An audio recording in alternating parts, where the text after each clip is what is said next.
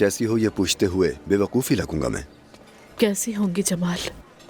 उसके बिना जीने की आदत कैसे डालूं, समझ में नहीं आता। ठीक कहा, यह मुश्किल है। वैसे भी मौत जाने वाले का नहीं, रह जाने वालों का मसला होती है।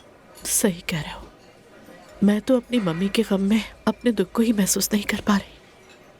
मेरे अल्फाज तुम्हें तसल्ली तो नहीं देंगे, मगर कहते हैं कि मौत मोहब्बत भरे दिलों की सबसे बड़ी दुश्मन होती है, और मोहब्बत ही सबसे ताकतवर गवाही भी।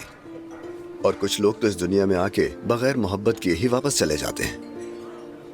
हम एक दूसरे से बहुत मोहब्बत करते थे, यानी जैसे सब बहनें करती हैं। सब बहनें एक दूसरे से मोहब्बत करती हैं, मगर हम उसके अलावा भी दोस्त थे।